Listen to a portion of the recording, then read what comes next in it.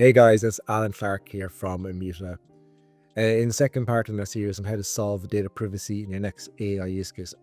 In the first series, we spoke around the steps to how to approach your AI use case, which is fundamentally understanding the business requirements and then understanding what data you need to fulfill that business requirement.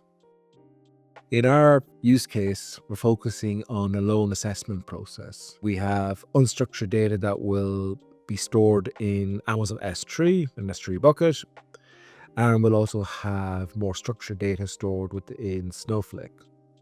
And the way we're dividing our UI use case is that we have one agent that will look at the data within the S3 bucket and make a determination whether or not that the user has uploaded all the information they need and is completed correctly.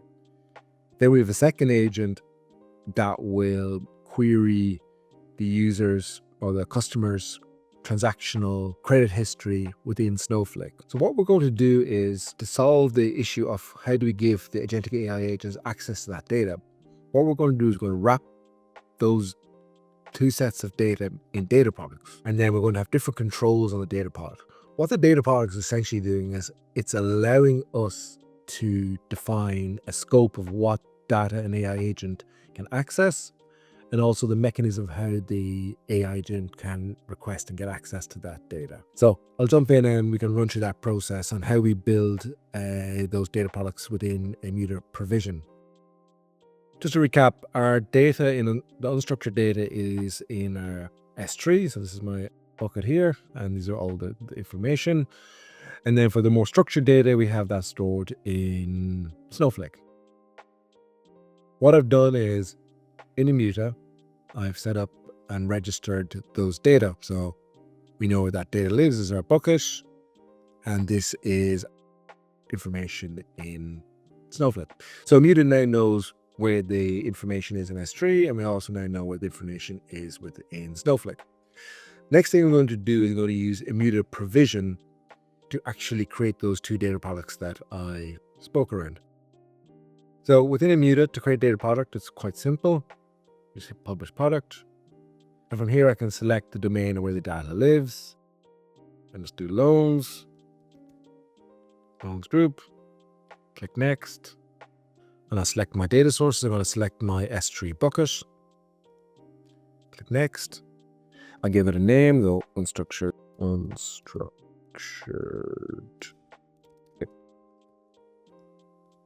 Data, and I can give it some information. Contains all my parts. Use case. And I can also assign a subject matter expert. In this case, it'll be Barry. Next. And now what I'm doing at this next part is the request form. And from here, what we allow you to do is to determine how the user can request access to this data product. In our use case, the user is the AI agentic agent. So we have a number of options here. We can either have a process where the AI agent requests access to the data, and it will go to the appropriate owner for review and approval. Or we can also request that the AI agent request time-bound access. So I look at through here, I can do a time-bound access. And what this will do is we will allow the AI agent to request access to the data product, but we'll only grant them access for a period of time. And this is an automatic way of allowing the agent access to the data, but time boxing it.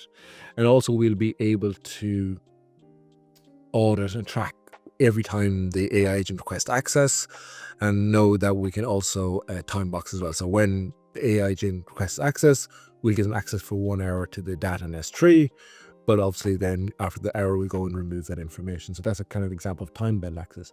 Another option I can do standard request form, where I can request that the person requesting access to the data has to fill out a reason for why you want access to data. This will go to the appropriate approver, and they can they can review the request and provide access. So in this case, I'll just do time-bound access. Okay, next. And then publish our data product. So again, so now I've built the unstructured data product. So what this is doing is This will, in our workflow, when we go and build the process of the AI agent, the AI agentic agent will request access to this data product. They'll need to specify how long they want access to the data for.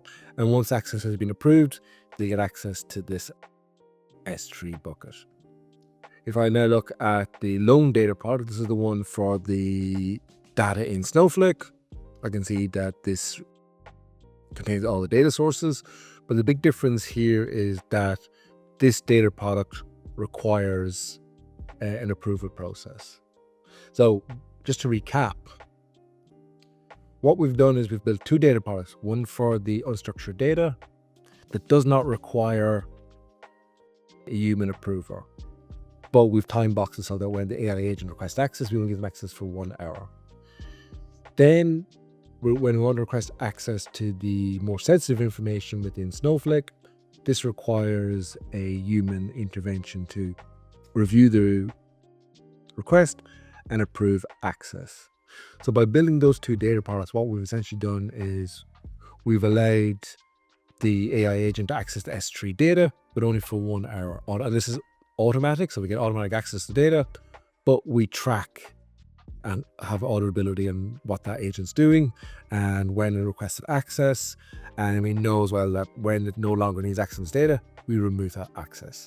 And then on the other hand, for the data in Snowflake, the governance on our data product requires a human user to review the request and either approve or deny it. Again, so in the next series, what I'll show is this running end to end. Thank you for watching.